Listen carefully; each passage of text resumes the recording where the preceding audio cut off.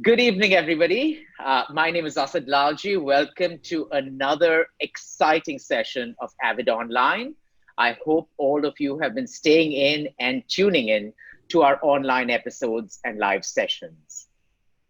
The National Gallery of Modern Art, Mumbai, Ministry of Culture, Government of India, Nehru Science Centre, Mumbai, and Avid Learning present intersections between art, science, and technology. The second episode of Avid series, Art Redefined Today 2020. For more details about our partners for this evening, please refer to the chat section.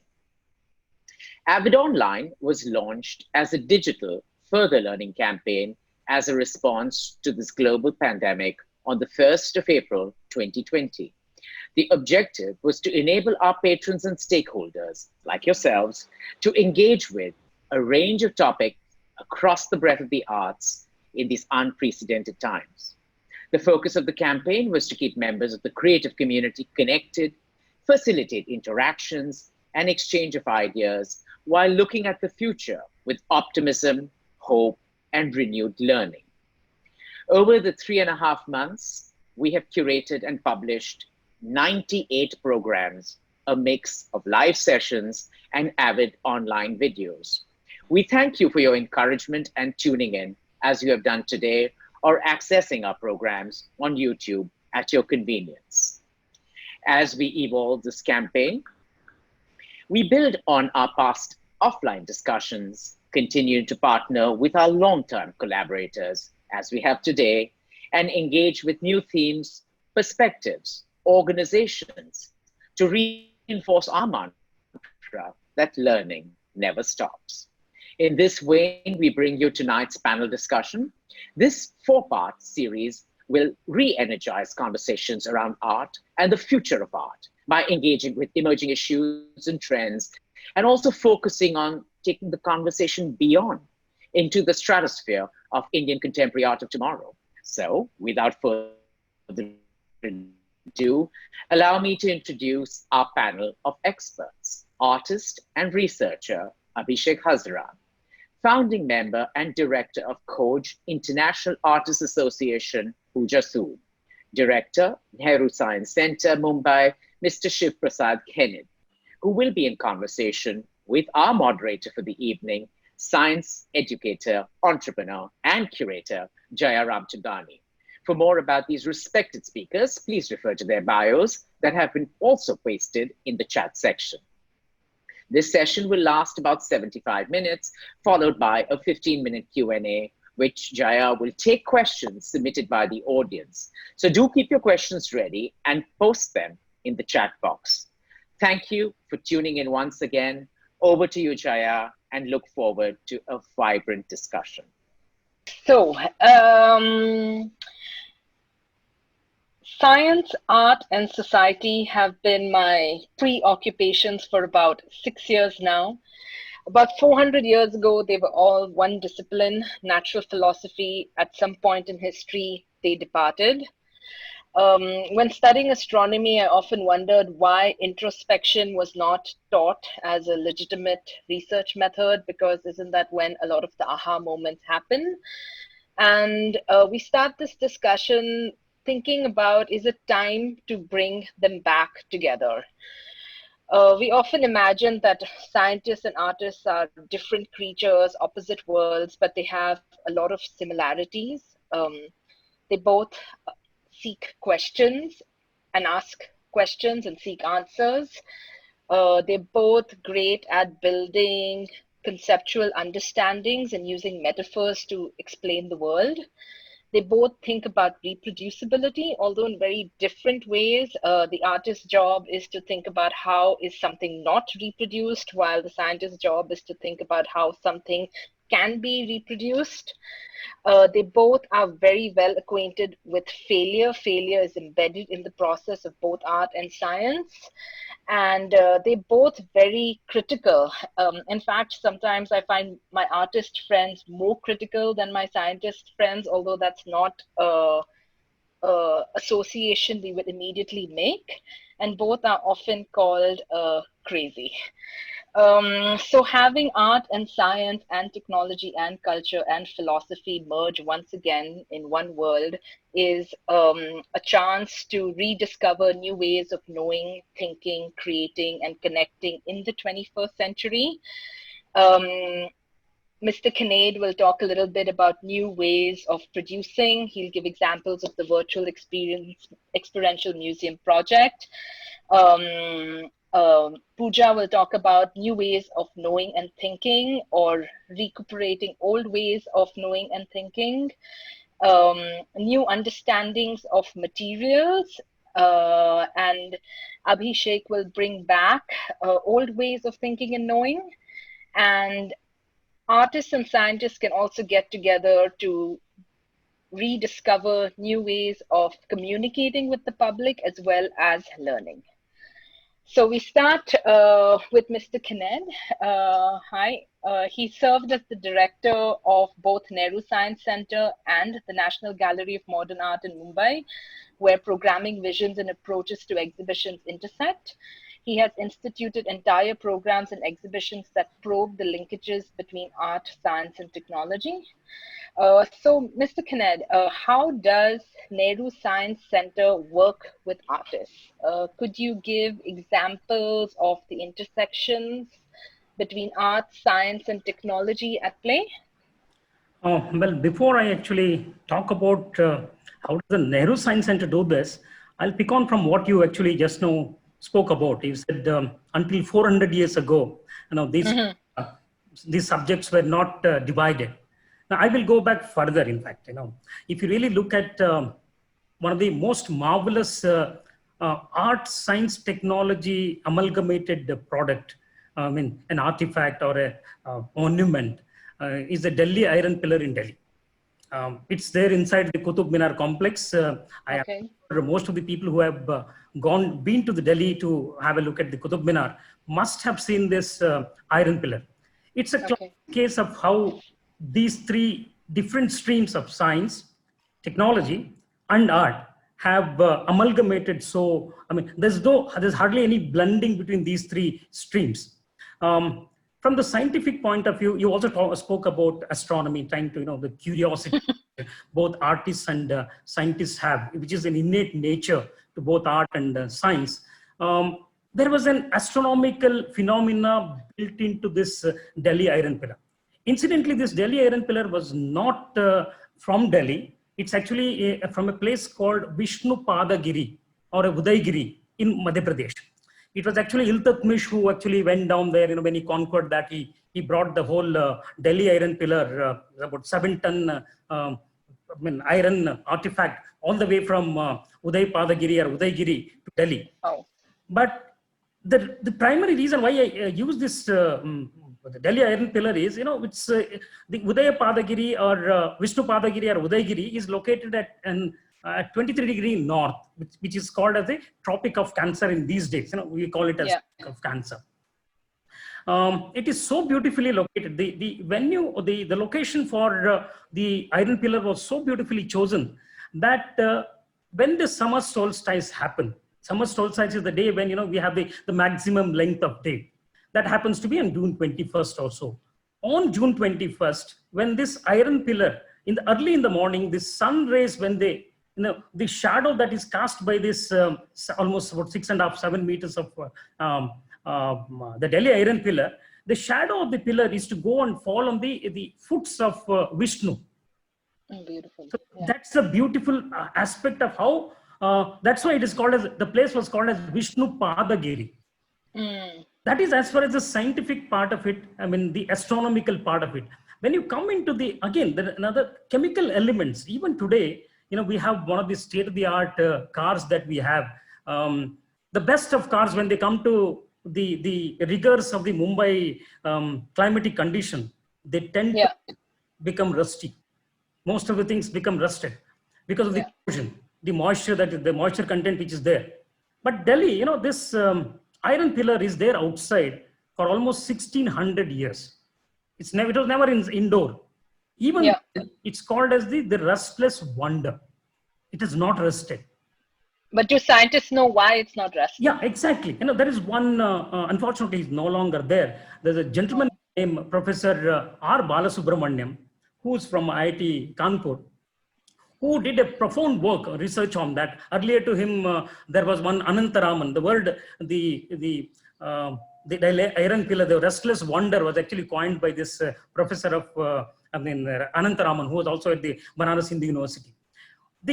The chemicals used in this, there's a phosphorus chemical mixed with the other ingredients. When they were using the horizontal forging, it actually helps in actually creating a protective layer.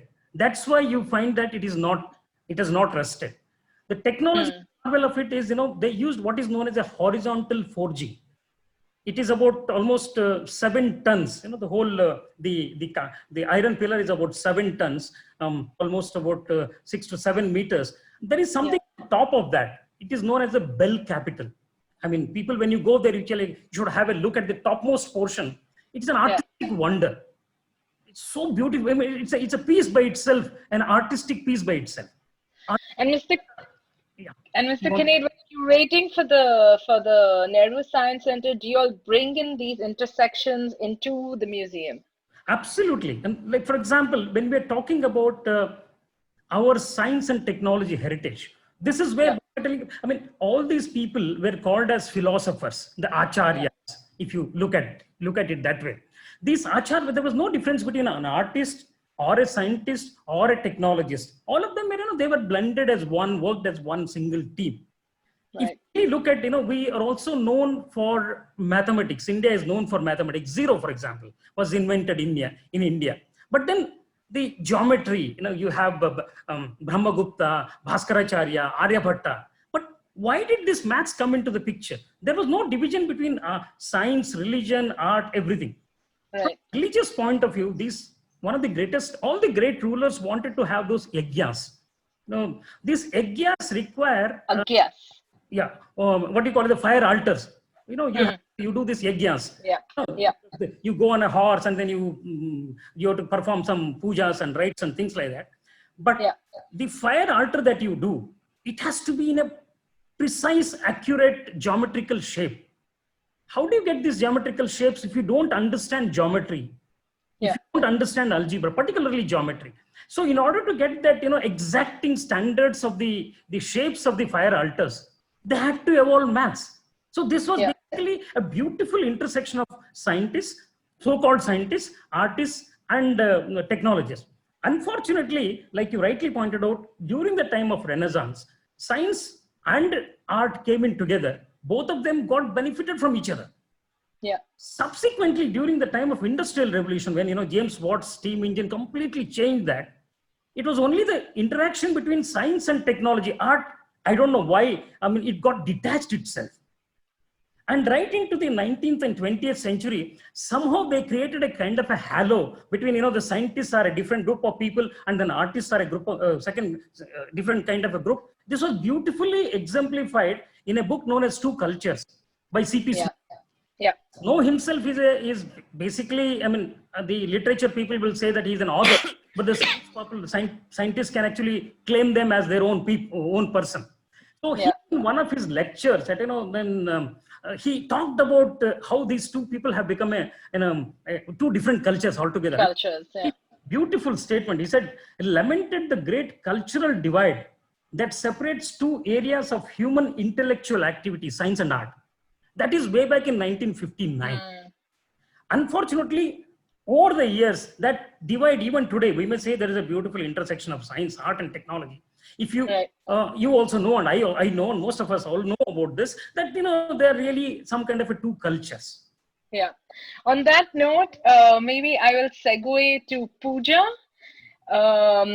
She instituted the Art and Science program at Khoj in 2007, designed to advance projects that explore artistic applications of emerging thoughts and technologies with the help of partners from the scientific industry and academia. Pooja, taking from what prompted you to start the Art Science program, and what were your key insights through this journey of more than 10 years now? Wow.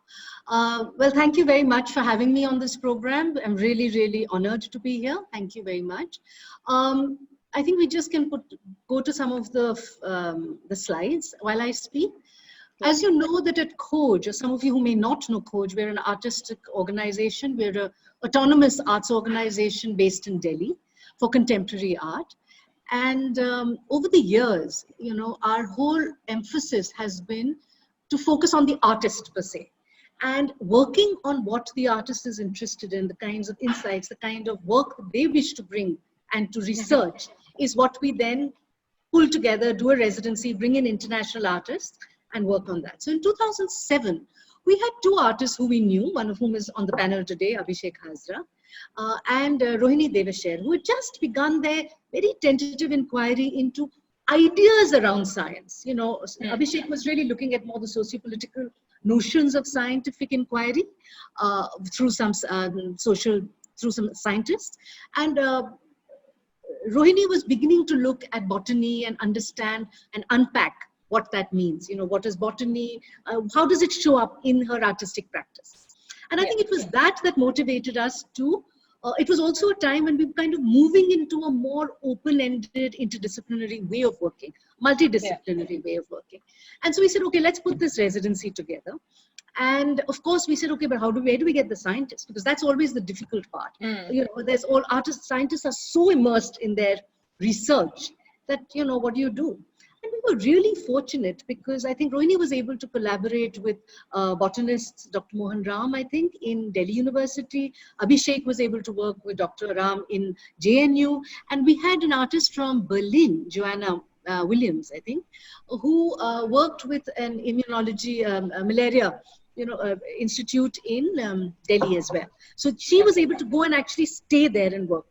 And it's like as a resident. Yeah, I mean, she went in every day. They allowed her to go there, use their microscope. She was able to take their material, and they were very open about that. And it was our first understanding. Of course, we couldn't have the scientists stay with us over the period of years. And I'd like to just quickly go through this. This is a book that we just brought out last year, which tries to cover our journey of 10 years from 2007 to 18 of trying to work and unpack this understanding of art and science, but also through ecology. Because, you know, that is also scientific inquiry into agriculture, into, you know, well, I'll just go through this very quickly. If you could just move ahead. This was our book. We will be releasing this. We were supposed to release it. Unfortunately, COVID happened. Could we just go through that? And as you will see, I'm not going to go into all these. You will see that from 2007, 15, no, can we go back to the posters, please? We've actually had a series of artists international. Last slide, please. We've had a series of artists, both Indian and international, who have really worked with this idea of art and science. And we kept to this term art and science just to make it understandable. And accessible. And accessible and open-ended, because we too, as an arts organization, are constantly grappling with what does it mean? You know, when you bring in artists who are working like this, although we're very, very open about who an artist can be, what his or her form of inquiry can be. I mean, that's completely open-ended. And it is, as you rightly pointed out, in art and science, a place that we allow a safe haven to fail. And it's really in that space that artists can talk to each other, work outside of it, that we began. If I could just go through some of these, or if you would rather I did it later, if you can just play through some of the slides if you wish. But these are some of the kinds of projects that have happened at Khoj. This is Brandon Ballinger. I'm just going to take 2 minutes. This is sorry, could you go back, please? I'd like to take a minute for this one. Brandon Ballinger is a biologist, scientist. Could we go back? Yes. And this is a love hotel for insects. So he came and researched. Don't go back. Can you just stop? Or can I just deal with this myself? Just stick with this one. Stop. Yeah. This is a love motel for insects, which has ultraviolet rays, and he researched urban flora and fauna, which it attracts certain kinds of insects, and there's a cross-pollination.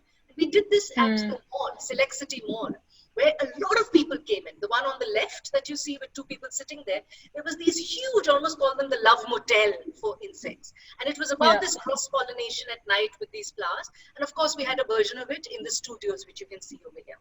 Next, please. Next, please. Yeah. This is I another. think perhaps maybe there's a small lag when the slides are changing. Right. Sorry. The one that behind this, if you can see, was Naveen Thomas, who came and worked with us and was trying to understand sonic sound in the Yamuna, and was shocked to find that he could find no sound except of catfish. You know, and then he found the sound of catfish breeding very next close to pig farm, and he caught these catfish, which are really quite distressing kind of looking animals, fish, and he put them in these beans and caught their sound making, which is quite what is the word? I mean, it's quite a scary sound, so to speak. So it was a mix of course, trying to unpack what the fish was saying, but also looking at sound and sound making, right? And so, of course, these are not perfect artworks like maybe Rohini's was, or others are, where they become objects, but actually an idea that he is pushing with live, you know, which could be really scientific material, you know, materiality, which is really pure science. Can we just go ahead quickly? Next, please. This was City as Spaceship, and this is really a group of scientists, two scientists, one of whom has worked with NASA, and two artists who worked with us along with Rohini and did a residency. And it was really saying that when you go up in a spaceship, what are the conditions, and what is it that a city, you know, that if we were to have those similar conditions, so really an inquiry into environment, how you live, you know, and the possibilities of living and life. So there have been various kinds. We've had Sonia Mehra Chawla, who's looked at salinity and agriculture. We've had several artists who've looked across the board, which move very elide between environment, pure science, technology, etc. And so I just think that Khoj has just been pushing or inviting artists to question things which are in our face. Ecology has been very important for us, given climate change, etc. And I think very early on, we dropped this thing of whether it was art and science, art and ecology. It was just, what is this form of inquiry and what are the insights? So just inquiry and research. Yeah, and insights, because I think artists also produce knowledge, you know, and that is what we bring out there through our residencies, our publications, our talks, our seminars, etc. Which are captured also in the book. Yes, very much so. Okay, we'll segue to Abhishek. Abhishek researches social histories of science, and he also goes by many names. So it depends on the day that you meet him, and has an ironic fascination with the lived lives of something called theoretical toolboxes, which he'll expand on. Abhishek, what is your approach to your art practice, and how have you seen it evolve over the years? Yeah, thank you, Jaya, and thanks everyone, to Avid and to NGMA and to everyone else for having me here. It's wonderful and great honor, and also apologies for this kind of being immersed in darkness that you see. There are various technical glitches at play, but I think it might be interesting also, since light is something that I'm going to kind of talk about a little bit. Very briefly, Jaya, as Pooja said, that it's not really about art and science as a kind of category per se that is of interest. I mean, and these kind of categorical framings keep changing also. 20 years back there was something called new media art, which was a big thing, right? You don't hear that term now, right? And what I would like to say is that within this kind of artistic practice and scientists or scientific practice coming together, there are various modalities, right? And in some of the examples that I will very briefly touch upon, I will give you some sense of the kind of practices that are there.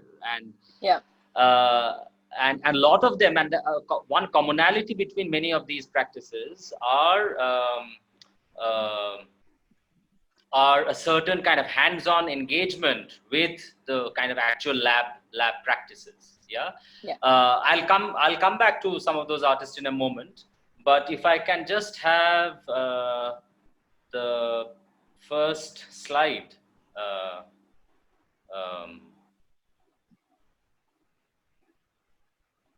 which is in fact the one that the research and the exploration started at the Khoj Art and Science Residency, which Pooja was referring to. So again, this is, and there I was looking at the scientific legacy of C.V. Raman and Krishnan and their work at the Cultivation for Science, the kind of so-called founding moments of Raman's, what we now call as the Raman spectra. Spectroscopy, spectroscopy. And so this is from one of their earliest papers, the 1928 paper, where various solutions and their scattering is being tested. But can I go to the next slide, please? Yeah. So this is one part of the installation at Khoj. So I won't again go into the kind of there were multiple steps in it. I actually went to different labs, and here I would like to. Did you engage in the whole process of science introducing the spectra? Yeah. So there were thanks to two scientists, Dr. Panigrahi at IIT Kharagpur and Dr. Ram Ramaswamy, who was then at JNU and now is at IIT Delhi. They essentially helped me work with using the spectroscopes and then analyzing the data using Mahalanobis distance to kind of crunch and mathematically analyze the data and kind of create some sort of a kind of spectrograms, which were kind of they were based on real data, but they were also making certain speculative gestures. But this kind of formed the setting, so to speak, for another sound piece, which for me was one of the kind of crucial part, which was a kind of an intervention into a lecture that Raman had given in Delhi, where he was trying to create a kind of scenario, a setting where the human eye could experience a light quanta. And while you might find it kind of what's so great about it. Our audience would want to know a little bit about what is a light quanta. Jaya, why don't you? I mean, you can do a one-liner quicker than me. Trick question. Okay, well, it's the particle form of light. When light behaves as a particle, it comes in the smallest quantity of a quanta. Go, Abhishek. Right. But the thing is, it's hard to kind of give a one-liner, because at the point that Raman was giving this lecture, the quanta was more of a mathematical entity. And less of a physical entity. In fact, even the classic, Planck's paper itself was a mix of, classical physics as well as, so-called, what later came to be known as quantum mechanics. Anyway, I don't want to get into too much of the details of the physics, but if you look at it now, what you see in Raman's insistence on that the human body can experience a light quanta is that he was almost trying to kind of build a certain kind of embodied framing of something that was till then seen largely as a mathematical abstraction. Which is outside the realm of phenomenological human body-based perception, right? And which becomes, and then if you frame it within Raman's own practice, own scientific practice, it becomes very significant, because even though Raman was awarded the Nobel Prize for his work essentially on quantum theory, it was my argument in the work that at heart, Raman was more of like a classical physicist, and in fact, in Raman's own kind of debates with his own nephew, this entire debate between what are the kind of different modalities of doing physics, how much of mathematics is permissible, how much of mathematics is needed, what is the role of experiment, what is the role of theory, if you're understanding crystal structure, etc., this became very significant. And later he had many kind of interesting debates with another very famous physicist, Max Born. So Raman's that particular lecture and then my attempt to kind of intervene literally into his sound and into his different conception of what physics could be, not necessarily as a hyper mathematized discipline, very significant. I mean, that work at that sound piece perhaps was an exploration, as was a initial exploration, as Pooja said, that that it didn't automatically kind of come together as a finished work. But that got me into a very long process of thinking, which now is kind of, coming together in my next show that I'm going to kind of have a solo show in September. And I will, reveal or later,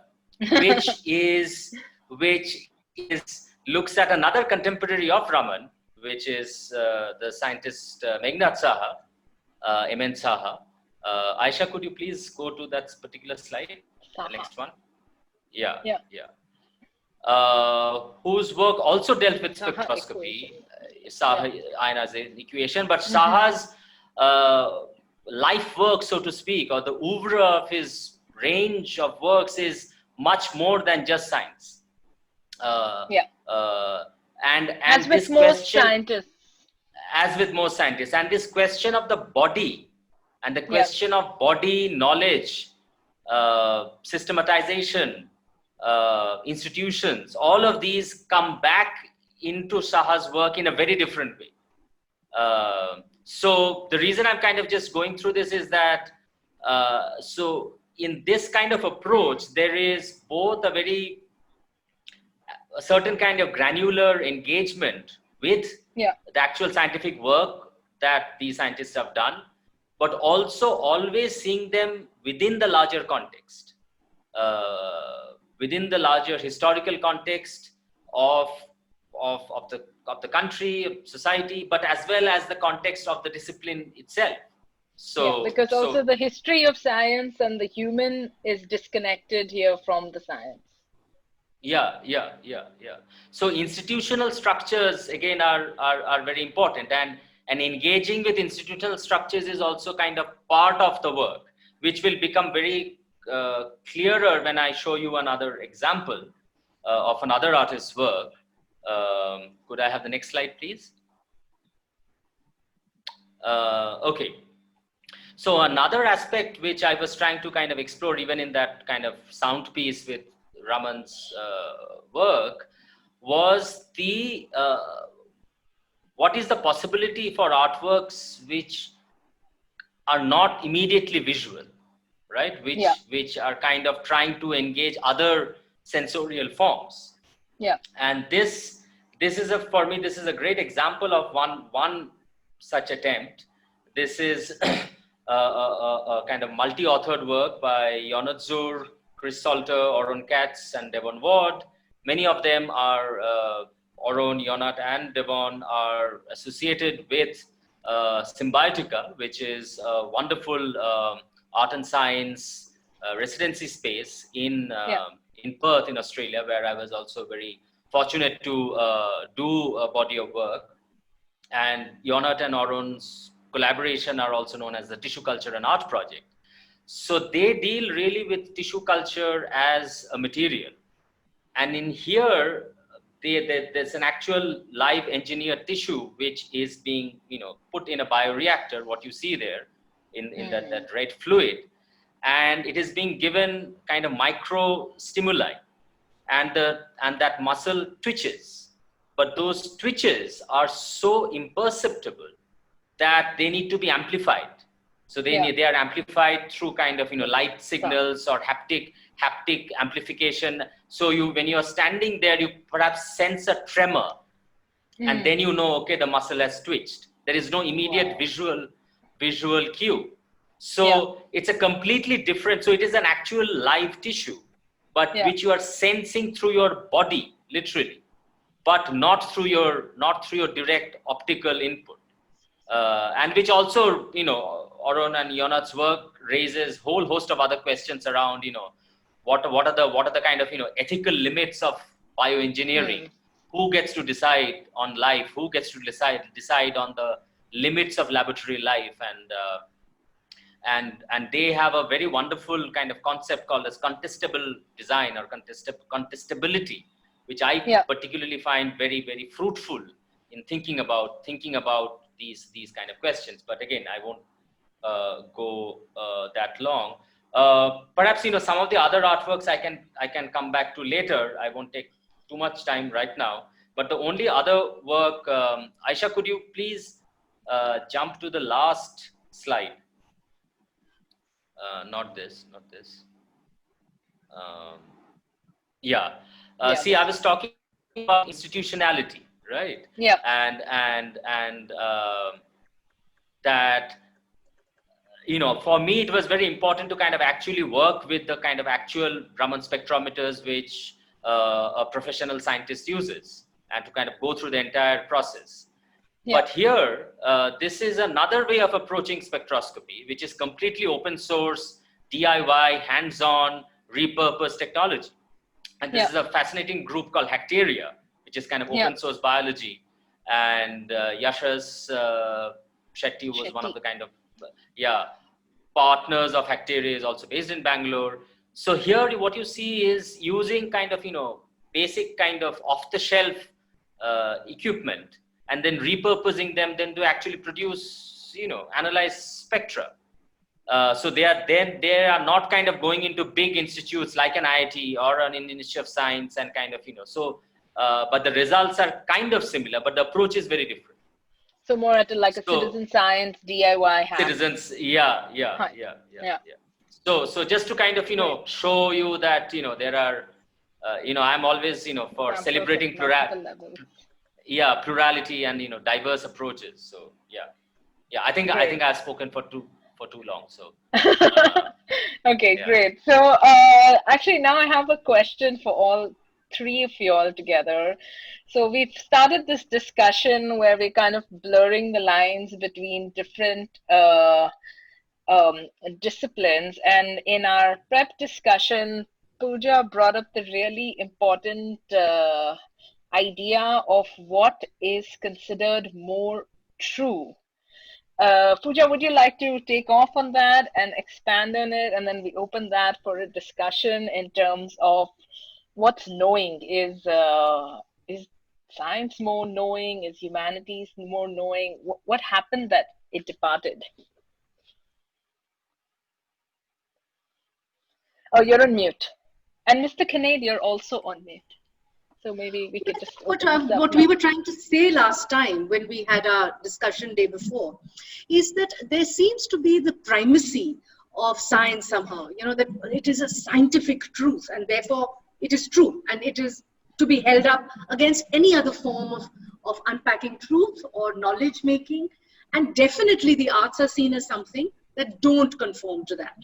And I think it comes basically from a certain scientific mode, coming of course with the Enlightenment, etc., which has kind of really given science, and in India, definitely after the, after independence and the emphasis on pure science and the, the growth of science, which is like the big science with a big S, that is science, And I think the emphasis on the humanities, which can then critique that science, is often left out.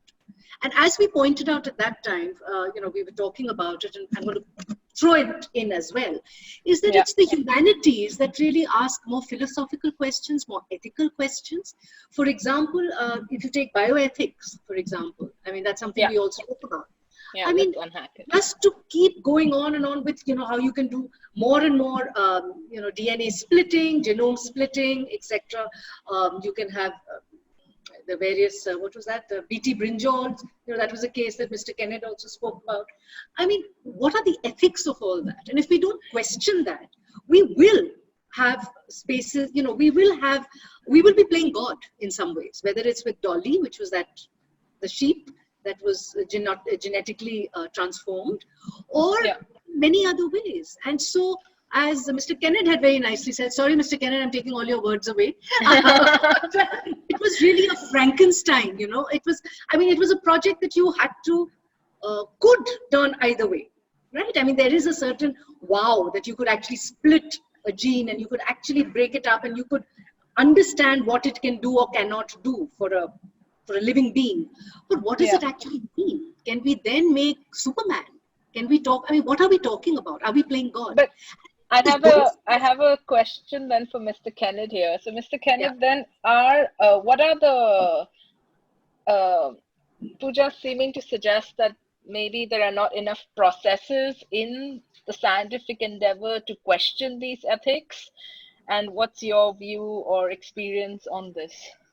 Not as a scientist, you know. Let me first tell you that before you were asking me some question which I did not answer, like what art exhibitions happen in Science Museum, or I was an accidental director of the National Gallery of Modern Art, because that Nehru Science Centre comes under the Ministry of Culture. Yeah. So I was given the responsibility to be the director of the National Gallery of Modern Art. I'm not an artist, but then we used this when I was the director there in the NGMA, courtesy the artist friends. We did some science-related exhibitions. For example, the Nature Embedded. This was an exhibition, you were talking about climate change, ecology, and things like that. This was an exhibition by the IDC, Industrial Design Center in IIT Bombay, where they had different types of art, all designed, integrated into the final message was the nature embedded. So that's one part of it. Similarly, there are other things that where the exhibition could have ideally gone to the National Gallery of Modern Art, which came here. There's an exhibition known as Toilet Manifesto. This is, you have an election manifesto, you have several. Can you have a toilet manifesto? More so when we have this Swachh Abhiyan, things like that. So we had that exhibition at the Nehru Science Centre. So fortunately, when I was the director there, both the science centers had a lot of art-related exhibitions. The gallery had some science-related exhibition. Now, coming back to your question of scientists being not answerable, in my personal opinion, not as a science person, science perhaps is the only one which is non-hierarchical. In the sense that anyone can question. It's open to questions. There's nothing like some top scientist is there. So, I mean, somebody non-related to science can't ask. That's the beauty of science. Science is questionable. So what you said is whether there are ethical aspects of embedded in this. You talked about the genome research or the biological research or DNA research or the biotechnology, Dolly. So each of them have a certain purpose related to that, again, for a human societal benefit. You talked about social science. Dolly was actually had a societal purpose. You had in UK, for example, there is a genetic disorder of a particular protein missing. So what the Ian Wilmot, the scientist, wanted is, can I actually create a sheep which can, in its milk, can that protein be included? No, he actually had a societal benefit in mind. But then, I mean, people tend to say that, are we playing God? These are logical questions which come up. Same is the case with when you're talking about the genome thing. Fortunately, the science, I told you, like, the very accommodative. They're not exclusive. I mean, as it generally is made out to be. Human Genome Project, there is something known as the ethical, legal, social issues. Perhaps this is the only project where 3% of the total funding for the Human Genome Project has been dedicated exclusively for the issues related to ethical, legal, social issues. Can they be addressed? There is a fund for that. So if anyone, be it from the social scientists or any other stream, if they pose questions, those questions are actually taken into consideration when you're doing research. These ethical, legal issues are actually embedded in the process of research, scientific research. So then I have to ask Pooja. Pooja, why do you feel that that's not enough? Oh, you're on mute again. Well, I think first and foremost, the biggest problem a lot of scientists have, and I know that because we've been working with the Wellcome Trust in India, is that a lot of their research is so hardcore that people don't read it. It becomes some very strong stuff tucked away somewhere. Nobody really gets it. And it's not so accessible to so many people. And I think a lot of scientists, and especially places like the Wellcome Trust and other places, they really want to make a lot of the scientific inquiry more visible. And actually the reason that they worked with us and supported us, as does the Wellcome Trust in the UK, I mean, the way what they do, is to make science more accessible, more visible, more people-friendly. You know, it's almost like you need to get people to understand what is going on. Now, if we haven't even reached that understanding, how are we going to question it? So it's only within the science community, perhaps, that people are actually questioning a lot of that. And I think it is like in, say, the IT world today. It is the policymakers, it is the people who are embedded in it, who are able to ask the really tough questions. If today there's a whole question on data privacy, for example, you and I may not understand what it is doing to and what the implications of it might be for democracy or for, you know, just your personal privacy and mine. But it is people who are really embedded in it. And I think that is, artists do ask those difficult questions very often because they take one part of it and they unpack it and, you know, show different manifestations and give you an insight into it, which is why they're so valuable, and which is why organizations like the Wellcome Trust and other such places, including NCBS. NCBS in Bangalore also hosted a series of residencies. They talked about the humanities and the arts. In fact, Aparna Upadurai, who listened to our book, who edited our book, ran the humanities, the science and humanities program there. You see, so we were really questioning many things around there. So then I think, sorry. So just to say that, to complete it, I just feel that many of us may not be able to ask those pertinent questions because we don't know. It's only when it comes up, you know, and somebody writes about it in an intelligent, accessible manner that we all wake up and say, oh my God, really? Or it's an artist who can show it through their work. Right?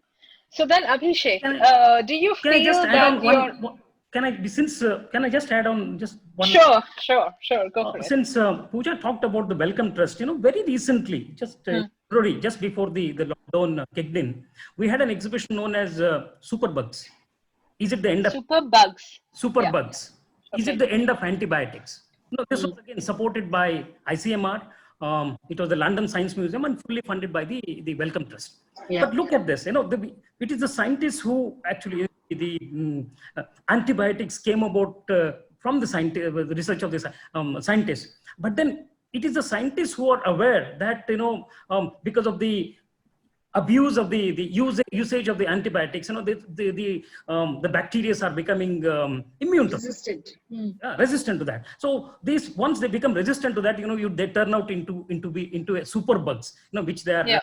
None of the antibiotics work on that. But we were very honest about it. We had an exhibition talking about is it the end of the antibiotics? There is some kind of so you're raising the issue. It was there in the Science Centre, in the Nehru Science Centre, that the public come, like it be students, it could be artists, it could be humanity, everyone, social scientists, come and ask these questions. So we're very as you can see, Mr. Khened, you are using art to make it more accessible, therefore an exhibition, right? And there must have been methodologies, whether they're charts or design elements or online or videos that have made it more accessible, which is precisely my point.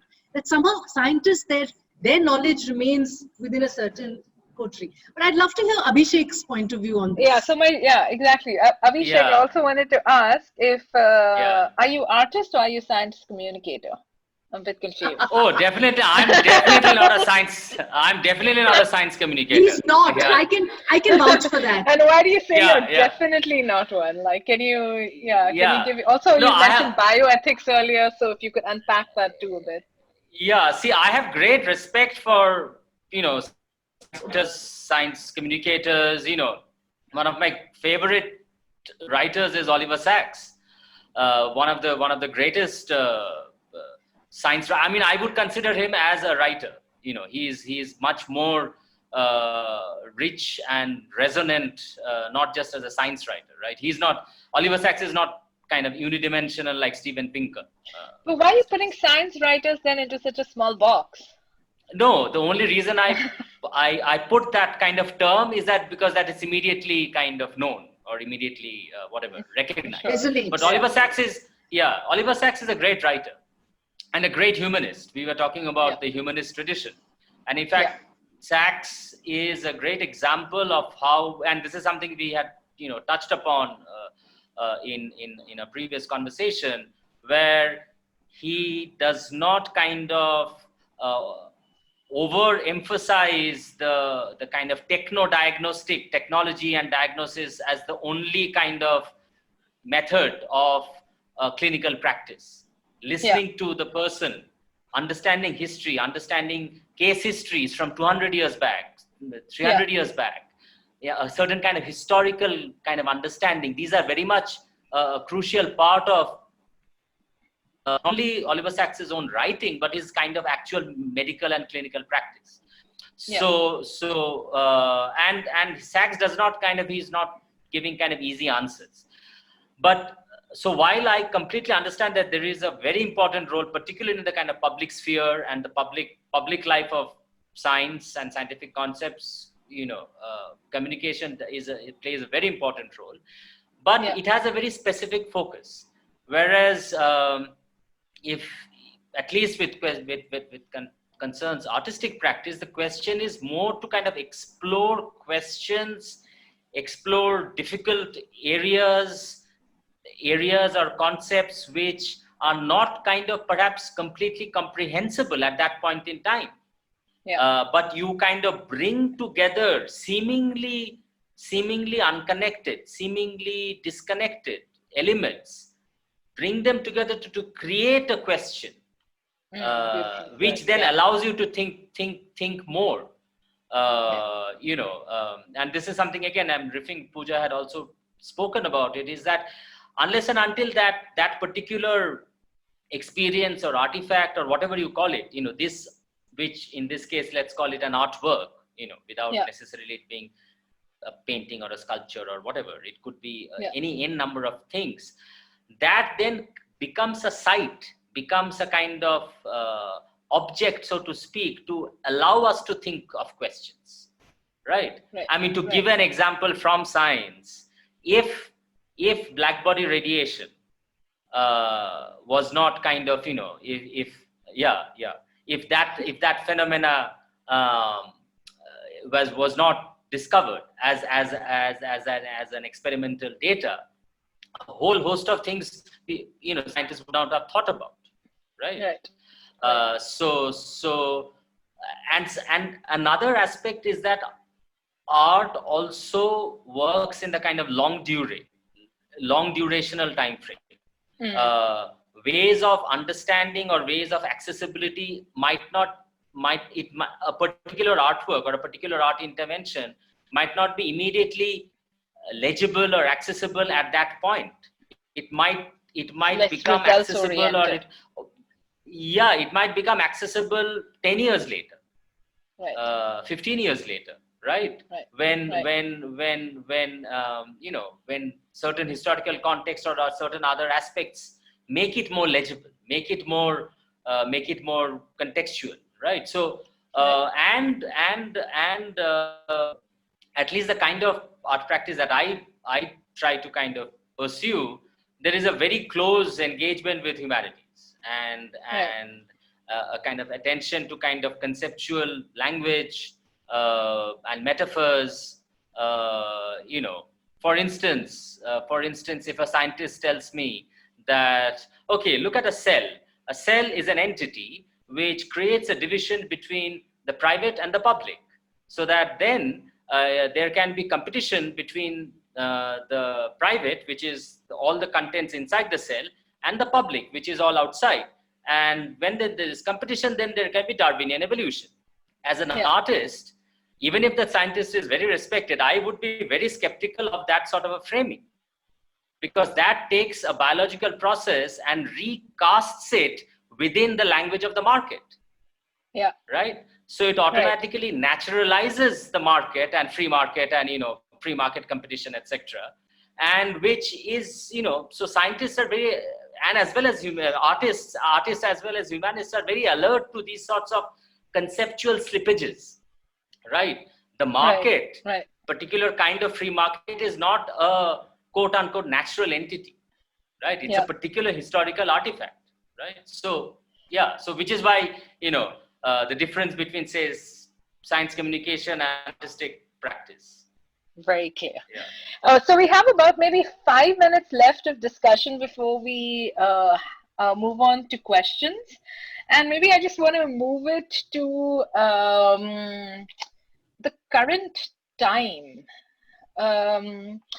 What do you, it's an open question, but what do you find as the role of science and art and practices merging? And we haven't touched upon technology very deeply in this time of COVID. Since there are 5 minutes left, maybe to just bring up your thoughts and ideas, and then we move on to the yeah, Mr. Khened, you can go. I just talked about the two cultures, science and technology as their own individual islands.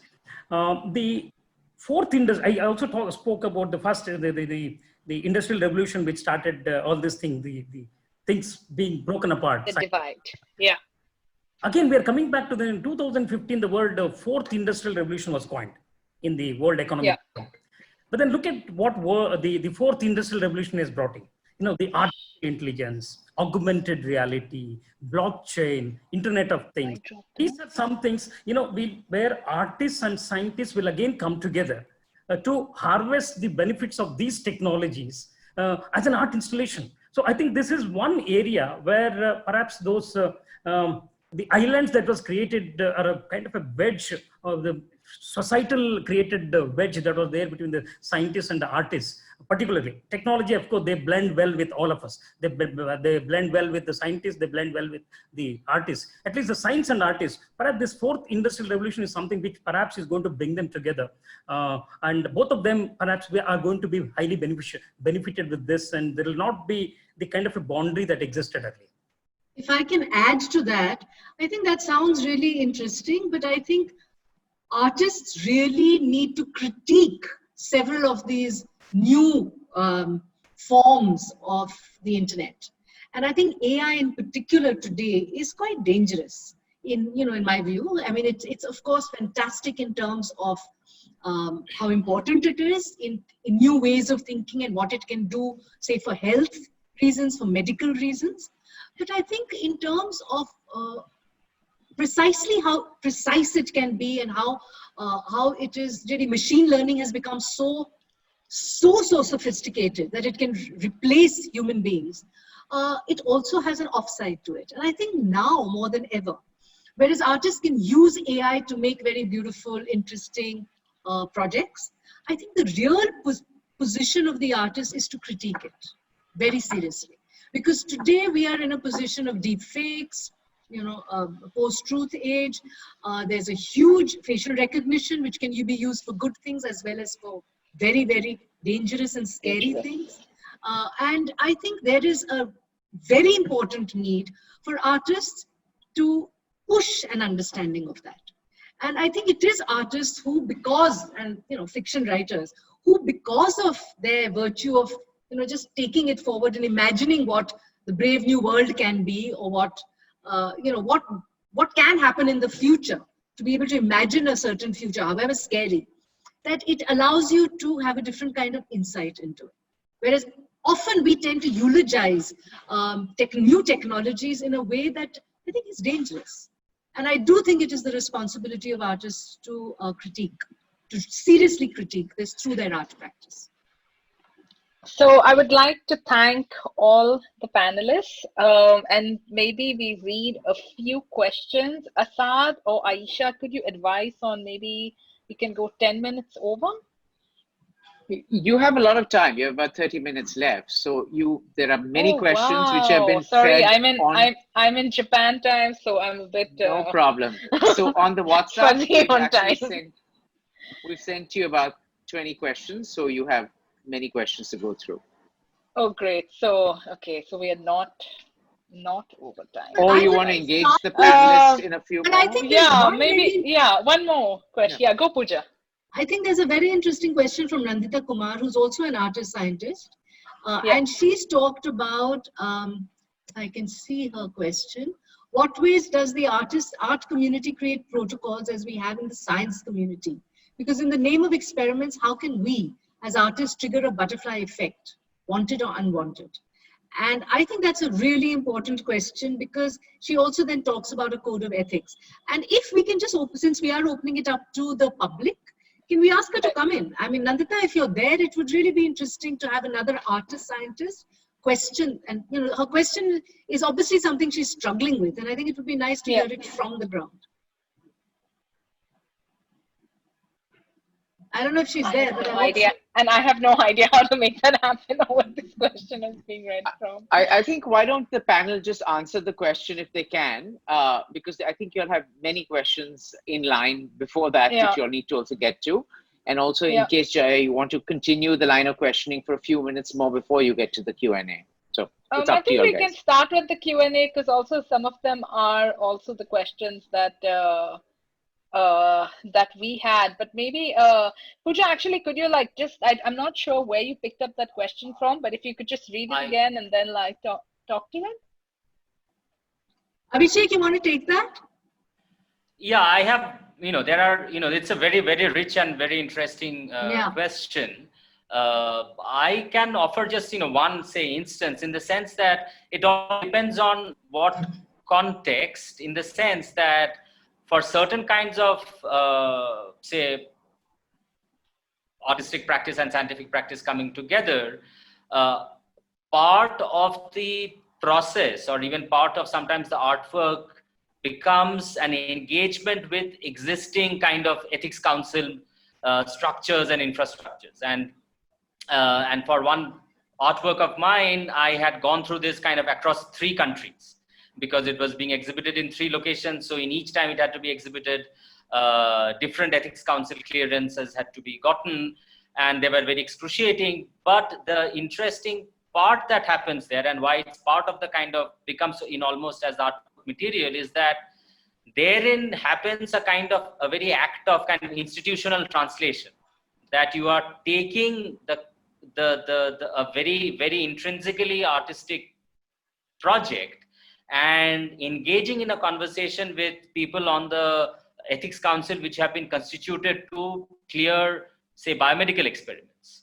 But because that particular project is engaging with actual lab technology, that has to get clearance from them also. So that creates a very interesting scenario where, as an artist, you are engaging with an ethics council committee, which has been, had originally been made for a different context, and sometimes they are very open to artist perspective, and you tend to kind of think that they would be only dismissive, and anything which is not a scientific project they would immediately dismiss right away. That's not the case. So, and I think those are very fruitful conversation spaces for opening up the discourse also. Okay. I have a question here for Mr. Khened. How do you react to the conceptual slippages that Abhishek pointed out, especially in the context of the 4th Industrial Revolution wave? A large practice within science is thus highly hierarchical. Modern science should be woke up about that fact. Jaya, can I just interrupt one quick sec? Mr. Kenneth has a couple of slides he hasn't shown yet. So would you want him to use those slides to explain that? Yeah, maybe like I thought maybe just a little bit towards the end, since we have time, because there was something around the confluence of art, science, and technology, enriching like education and learning and public communication. So I thought then would be a good time for him to pull those up. Surely. Yeah? Okay. Okay. I'm surprised that he said science is very hierarchical. I mean, I always thought that it is the opposite of it.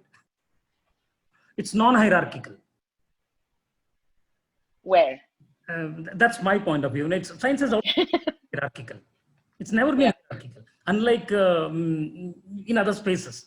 Perhaps in a limited way, even artists. I'm sorry to make this statement, but may sound cynical also, because artists always question. In fact, I would call them as the societal conscious keepers. Excellent thing, because having seen and worked with artists quite closely for almost 6 years. I mean, when I was the director.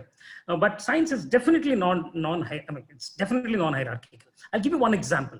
Since we are talking about the COVID times, the Lancet is considered one of the canonical, the scientific journal, medical journal.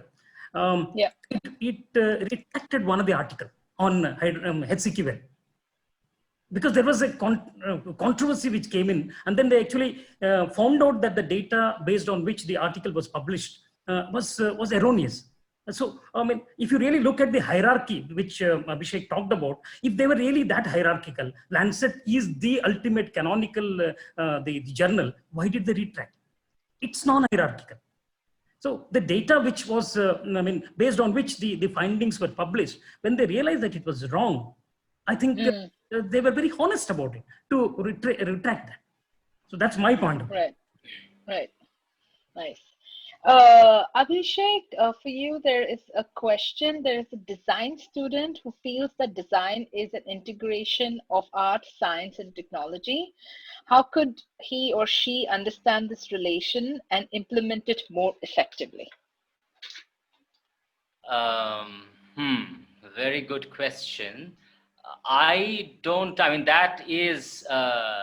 That is how certain kind of, that is one way of looking at it, and that it is increasingly becoming a very popular way to look at design. I would say to be skeptical of such grand synthetic narratives, and always look at the context, because in fact, just yesterday I was having quite a fascinating conversation with Oron and Yonat, whose work I had shown, and we were discussing about how what we are witnessing now is that there is a certain, again, expansion, almost like inflation of the concept of design, right? Earlier, Raymond Loewy or 50s, 60s, you had very specific zones of it, either it's industrial design, decorative arts, or product design, etc. Now you typically, particularly with this strange entity called design thinking, you have this kind of design is everything, anything human is design, so that I think is very scary. Because then it's kind of territorial expansion over everything that is kind of human activity, right? And that one needs to be very careful about. Like is the kind of design that is practiced in Silicon Valley is the same as the kind of design that Victor Papanek used to do in the 70s and 80s. Who for this student who has asked, I would definitely ask him or her or them to kind of look him up. Design for the real world. So, there are various kinds of material practices, right? And I would say to kind of attend to the context, attend to the practice, and attend to the material, and not get to, the dreams of a final theory or the dreams of a final synthesis always turned out to be nightmares and bad dreams. Right. Mr. Khened, perhaps now there's another question from Shreya Mehta. Great discussion about art and science, but can you elaborate on the presence of technology and intersections of technology, art, and science? And you had sent in some beautiful examples earlier. Maybe you could talk a little bit about this intersection of technology, art, and science in particular. We presently there are two projects which we have done, and the Science Museum have done. One is in Varanasi, Benares. It's called Virtual Experiential Museum. The Varanasi is considered as a microcosm of India, the pluralistic India that it is. The culturally very diverse, linguistically fairly diverse, then artistically. There's a whole lot of art, culture, confluence which exists in Banaras. The tehzeeb or the culture of Banaras is completely different. So that had to be embedded and then brought out in a small, in an exhibition. A heritage building in Manmahal. It's Aisha, can you just pull up the image? Sorry, go on, Mr. Khened. It's a 400-year-old building. In that building, this all aspects of the diversity or the cultural plurality of the Banaras was to be brought in. For example, if you look at one slide there, the birth of Ganges, River Ganges. You had a beautiful area where what you call the projection mapping was created. The total mythological story of how Ganga was born, that was beautifully presented using technology. If you did not have this technology in the small confines of the area that is there in the Manmahal, it would never have been possible to present it so beautifully, and it's highly immersive. The audience, the visitor, when he goes there, he really feels that he's a part of the mythological story where the Ganges flows into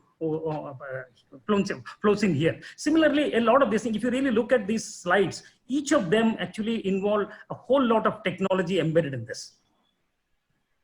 I think there's a small little video also which was there. I don't know whether it can stream in this. That will give you a glimpse of, I think it's a 1.5 or 2. Anybody can actually Google it. You just see if it works. If that Google with the same, yeah, here if you. No, I think you have few. Yeah. Yeah.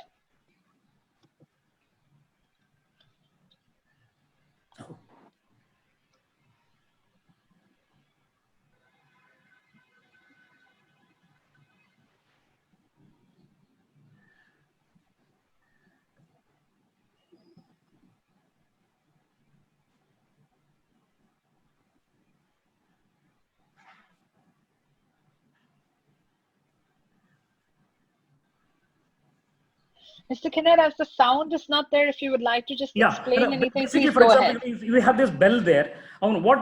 Basically, once you ring the bell, you'll actually see that you're performing puja virtually there. Similarly, this is a Banarasi pan, which is very special. So you can actually go and choose your own ingredients to make a pan. It's all virtual. So all of these things, if you really go and have a look at that, everything, mostly technology used in a beautiful way. Banaras is also known for music. If you really look at those, all these musical instruments are there. One can actually touch. You can see this gentleman is just touching that, and then you find that the musical instruments come alive. So technology has been beautifully blended with the art, culture, the diversity that exists in Banaras. Similarly, there is another one which it's not yet open now. In Delhi, we are using a virtual experiential museum on. This is about the literature. There are so many people who have written about Banaras. You can what I was talking about, the birth of Ganga. Unfortunately, the sound is not there. It's so beautiful. Once you can just Google it, you will find a lot of these things available on Google. Similarly, and were there some particular inspirational examples that you had been through to arrive at this production? Inspirational example, this is again, it was the science, basically science museum people doing an art oriented kind of a project where you had as a designers, you had a lot of these artists, you really, you had some cultural people, some artists, some painters, everyone come together to form this. It's a very rare thing that, you have a group of diverse people coming together to work on this project. So it was a long collaboration. Yes, a real intersection of science, art, and technology. Wow. Abhishek, you also had something to add on this? On this one, no. This I will defer to Mr. Khened's exposition. On that, your earlier question about technology and science. Yeah, in the thing that in the current context, they are very closely in, and again, I think it is best to look at them as a kind of strange kind of conjoined entity. In fact, within kind of humanities, there is a term called socio-techniques or socio-technical processes. Or techno-scientific processes. So these are kind of hybrid terms, which the reason they have emerged is precisely because of the fact that in today's kind of day and age, the realm, where the kind of realm of science ends and where the kind of realm of technology begins, it's very fuzzy. And this kind of, 50s or 60s kind of classifications of advanced science, technology, etc., they don't hold. How science is practiced is also another, another very big aspect which we often tend to forget. I mean, if any of you have been looking at the many of the research papers that are circulating around COVID, if you just look at the author list, right?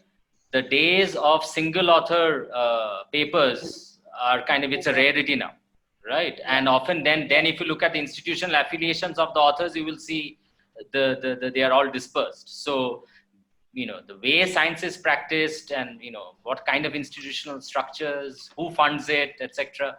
So, it's complex. Pooja, going from there, there's a question directed at you.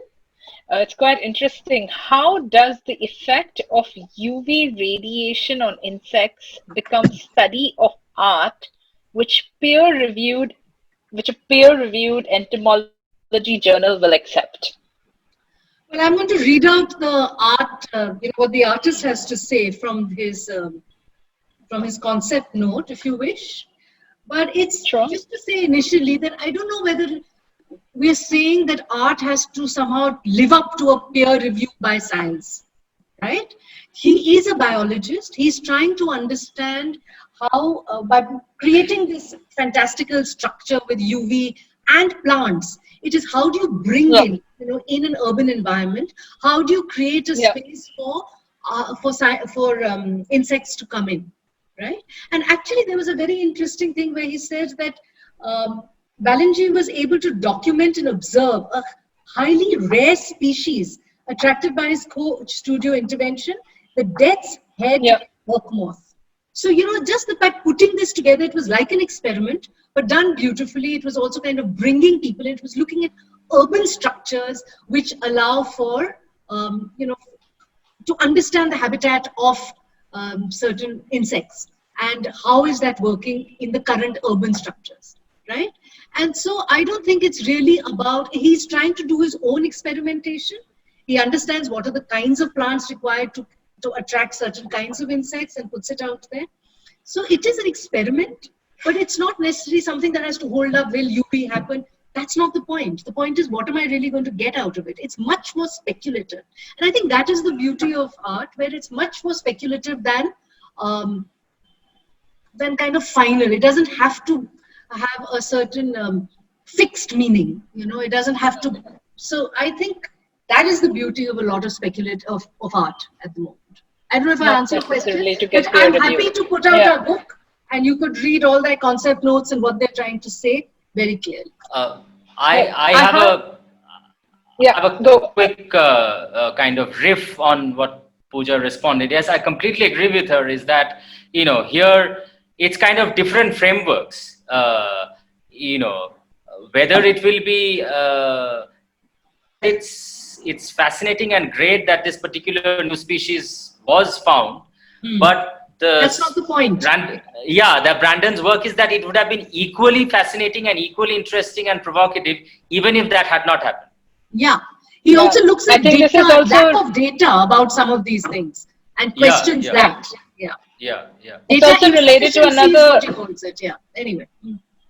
Yeah, it's also related to the another question of which I think what Abhishek is trying to bring up is, do the questions asked by art and science belong to the same epistemological category? So here we're trying to put it in the same epistemological category by having it peer. Yeah, that's a question, we could discuss, have another Zoom panel.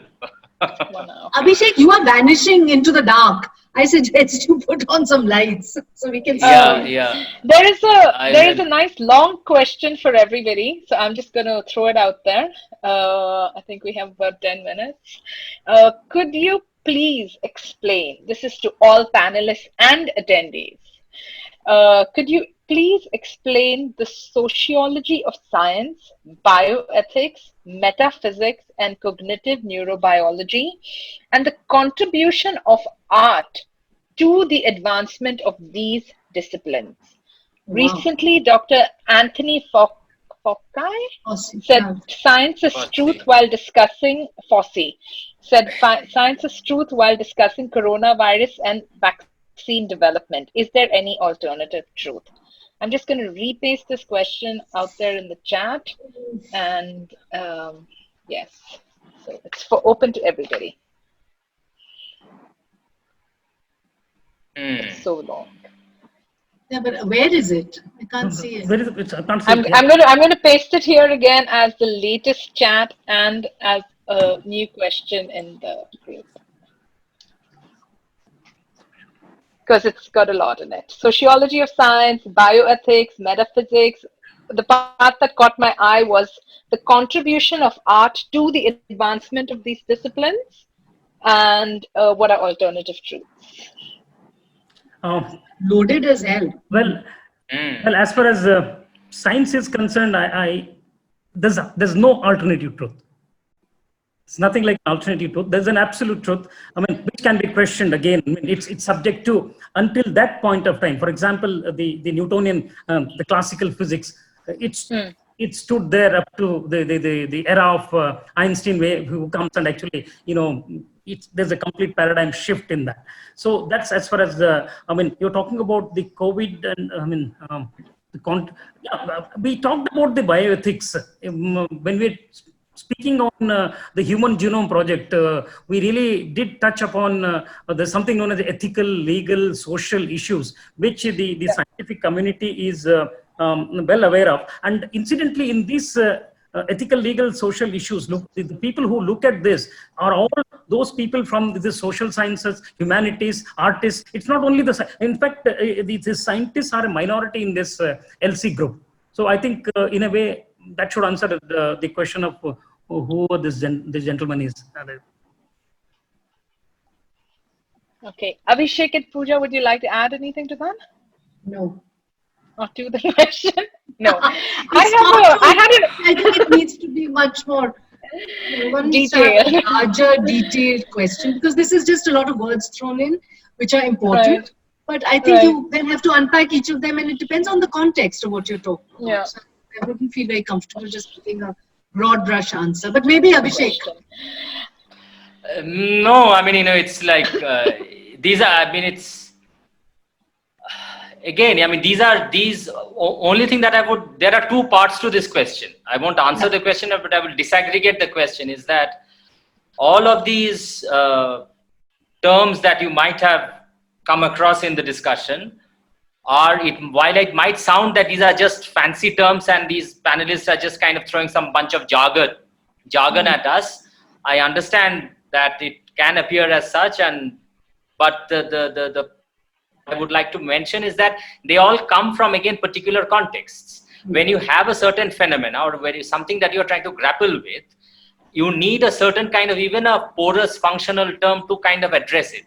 Like, for instance, socio-technical process, right? So it comes because you are realizing that technology, even in terms of urban technologies like bridges and infrastructures, have shape and structure social formations very strongly.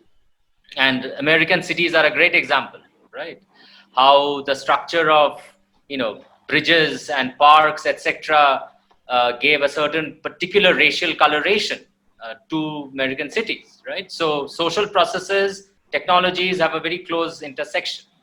So that's why socio-technical process, that term or that discourse came about. Similarly, for all these other terms that you have pointed out, right?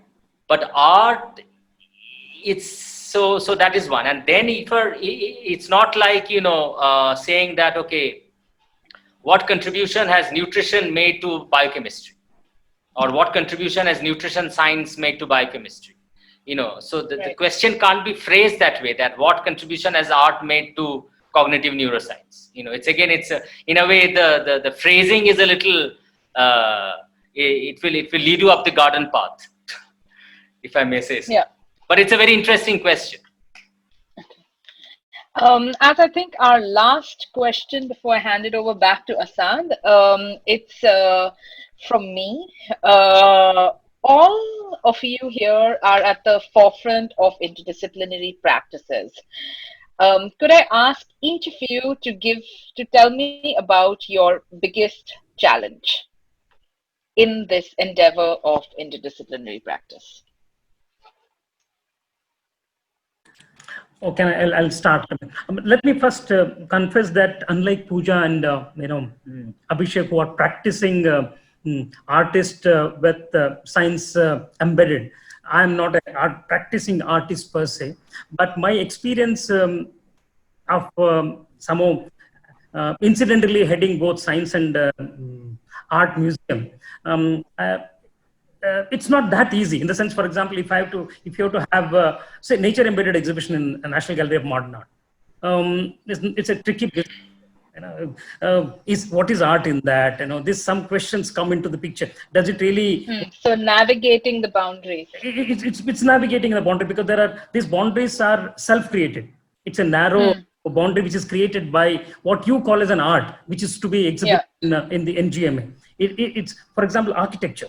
There was another exhibition on habitat, which was to be exhibited. The proposal came, but then there was a huge amount of debate that went in. Can this be exhibited? Where is art in that? No, so it was not. It was turned down. Similarly, for here also in science, when you really have some art installation coming in, where is science in that? So still there is, although we call it as an intersection of science and art, there are bridges to be built. And then, Mr. Khened, do you all also like negotiate funding, like with the Ministry of Art and Culture and with the Ministry of Science and Technology? Do you have to, for example, do both kinds of negotiation? Well, there are certain. We work under the Ministry of Culture because we are a museum. It's a science museum. All museums they have been very narrowly defined as comes under culture. So we are under the Ministry of Culture. But when it came to, for example, I talked to you about the superbugs. Is it the end of antibiotics? That was subject closer to so-called science. So, although we did get funding from the Wellcome Trust and the London Science Museum, but funding also came from ICMR, which is again, what is the ICM? IC, Indian Council for Medical Research. Yeah. So it's again Ministry of Health. Great, cool.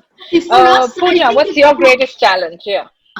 Okay, first and foremost, just to say that, when we talk about interdisciplinary, multidisciplinary, I think the contemporary arts, thankfully, is one of the most fluid. The borders have become so fluid that there is a interaction of all kinds of practices today that one has stopped distinguishing, right? Having said that, we have been trying for a long time to say we are interdisciplinary, we are trying to bring in art and science, art and fashion, art and... I think the biggest and the most crucial thing there is this idea of the collaboration. When you're looking at these two so-called, if you're saying, how do we make the twain meet? How do you get people to collaborate? Or are we looking at distinctly different kind of people? I think for us, that is collaboration in itself is a very, very tenuous, difficult undertaking, right?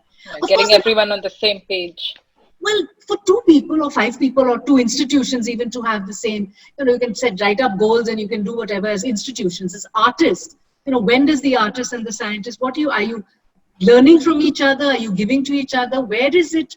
I think that is a very fraught, but fraught is not, some people do it really well. I mean, maybe Abhishek should answer that.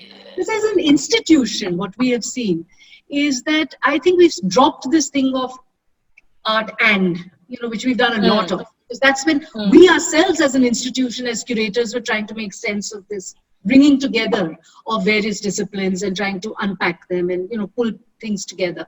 Today, that's standard in contemporary art. I mean, you don't even think about it. You don't question it. That's an old question. We don't go into that at the moment, right? But I think it's that crucial collaborative spirit methodology that is always a little tough to do. Because artists by nature often work solo. But, when they're beginning to work otherwise, I think there's becoming a lot more community work. There's a lot more sharing, a lot of collaborative thinking, but it's still happening in India. I mean, the artists that I know, it's still few and far between. I don't know, Abhishek, I'd love to hear your take on it. Yeah, I mean, I completely agree with you on the collaboration. I mean, it's a big challenge, and often it really comes down to a person and their sensibilities, and how whether they get the sense of a project or not, and that is something that is very difficult to kind of quantify or make put to kind of systematize. It differs widely. Because sometimes a scientist might have a very different conception of what art practice is, might be thinking about Van Gogh. Whereas, so it all depends. And real collaboration is, I think, a very long-term thing. Yeah, that's like, if there is some sort of a conversation, which is not just kind of, division of labor, then that itself is a good first step. Yeah. At least some productive conversation. I mean, collaboration is like the great, which if it, and that takes time. That takes like lots of time. And I think that brings me to places like Khoj, or labs or residency programs where we can really be catalysts, bringing people together, or talking about some of these ideas. But the real work often happens afterwards. You put this together. The real work happens over many years, when artists revisit the idea, they go back and meet the same person or not, or others. So I really think, for us, when we talk about this interdisciplinary, it's a huge learning for us as well. But we also understand that then many things happen. We're really a catalyst space. We're a facilitative space. And after that, what happens is up to the artist. And often we like to follow that trajectory and take it forward. And that's what we enjoy and learn from. Yeah. And kind of a small note in connection with that is that the challenge often is, this kind of sustaining and building viewers, because viewers are not ready-made, already there. They have to be, they are also constituted by the artwork or by the practice, right? And for me, that is always a challenge, because often it is kind of, at first go, it is perplexing, or it kind of might come across as lots of jargon, but often the ideas or what it tries to explore, I think is fairly comes very much from lived experience. So yeah, I mean, how do you continue doing what you want to do? I have experience which I want to share. We were doing an exhibition on pulses, the smart food. That is the time when pulses like stars. Yeah, dal. Okay, dal. No, dal, not pulsars. Dal, not pulsars. Dal, not the pulses. Lintel, the smart food. 2016 was declared as internationally the pulsars. Because I was also the director of NGMA, I just tried to seek whether art residency can be done on this subject. So we had some 4 artists who stayed with us for about 15-20 days. There was a discussion between the artist and the science curators. It's tough. Damn tough, because there is no consensus, and what the science curator feels that the outcome, he will not like it, the art fellow will not like this. Somewhere the director comes into the picture, and then they kind of put his foot down. So at least in our although we did include the art installation as a part of this science exhibition, but it was difficult. So collaboration seems to be the biggest theme here. But wait, so our time is up. Maybe I need to hand it back to Asad now. There are some really, really interesting questions, more questions in the chat. I can see them, and maybe perhaps it could be a good idea to collate them in some way, because I find that questions themselves are everything. And thank you, Jaya. Everybody, and back to you, Asad. Thank you, Jaya. I mean, honestly, if we were sitting in a live venue, I won't mention the places, but our lights would be turning on and off by now. But we're not. We're in this lovely virtual space. But thank you to our panelists. I'm such a big fan of the work Mr. Khened and Pooja does. I mean, I've been following them for years. And obviously, Jaya has been part of the Avid Online series. And Abhishek, lovely to meet you. And we obviously got to know you through the work you've done with Khoj. But thank you, panelists. You've been excellent. I mean, We've had over 650 people register for this talk, which is one of our records at Avid for this online session. And obviously, this topic is so interesting that, I mean, the questions, I mean, I really think Jaya did an excellent job because we kept spamming her with these questions to ask, and she managed. But a special thank you to our partners, the NGMA Mumbai, the Nehru Science Centre Mumbai, Khoj also for sending out, helping us with outreach and all the help that we could get. A special thank you to our participants. I mean, you know, without you, this wouldn't make any sense. And thank you for engaging with us. And, you know, we can see from the back end that you'll have been with us from the beginning to almost to the end, which is great. You know, stay tuned for more programs throughout the week at Avid Online. We have an exciting week, a couple of weeks coming up. The next campaign that we have is our second edition of the Sustainability Now campaign, which will be on from the 3rd to the 8th of August. But to find out more, just follow us at Avid Learning or go to our website at www.avidlearning.in. But until next time, stay safe, stay healthy, and remember that learning never stops. Thank you very much. Thank you so much for Thank you so everything. much. Thank you. Bye-bye. Thank you. Thank you. Thank you, everyone.